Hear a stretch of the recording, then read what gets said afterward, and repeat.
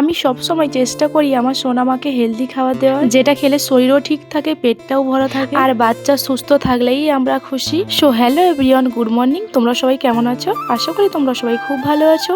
আমিও বেশ আছি। আমি সুপ্রিয়া, ছোট্ট মিনি ব্লগে সবাইকে ওয়েলকাম। ছোট্ট থেকেই আমার সোনামাকে আমি বাইরের খাবার খুব একটা দিই না। চিপস, লজেন্স, ক্যাডবেরি এইসব কিন্তু আমি একেবারেই দিই না। তাই এইসব খাওয়ার জন্য আমার মেয়ে কিন্তু একেবারেই বায়না করে না। আর আমাদের উচিত এইসব খাবারের থেকে বাচ্চাদের দূরে রাখা। আজকে সোনামাকে ব্রেকফাস্টে দিয়েছিলাম ওটস। আমি কিন্তু একই খাবার প্রত্যেকদিন ব্রেকফাস্টে দিই না, আলাদা আলাদা ভাবে দেওয়ার চেষ্টা করি। তাই আমার সোনামায়ের খাবারের প্রতি একটু বেশি আগ্রহ থাকে। খাইয়ে দাইয়ে পড়াতে বসিয়েছিলাম। আর এই বইটা না সত্যি খুবই ভালো, আর এই বইটাতে বাচ্চাদের পড়ার সবই আছে। তারপর দুজনে একটু বেরিয়েছিলাম বাইরে, আর বেশ কয়েকদিন ধরে আম মাখা খেতে ইচ্ছে করছিল, তাই বাড়ি ফিরেই আম মাখা করা শুরু করে দিই। এইদিকে আমার আম মাখা করা কমপ্লিট। আম মাখা খেতে খেতে আমার ছোটবেলার কথা মনে পড়ে গেল। ছোট্টবেলায় আমরা সবাই আম চুরি করে নিয়ে এসে সবাই মাখা করে খেতাম। ওই দিনগুলো সত্যি খুব মিস করি, আর চাইলেও ওই দিনগুলো আর ফিরে পাবো। এখন সবাই বড় হয়ে কেউ বিয়ে করে সংসার করছে, কেউ এখনো পড়াশোনা করছে। তো যাই হোক, চলো দুপুরে রান্না বসাবো। আর বেশ কয়েকদিন ধরে গরম পড়েছে, তাই ভাবলাম আজকে একটু টক ডাল করি। এইদিকে আমার আম দিয়ে টক ডাল হয়ে গেছে। তারপর ভেন্ডি ভাজা বসিয়ে দিলাম।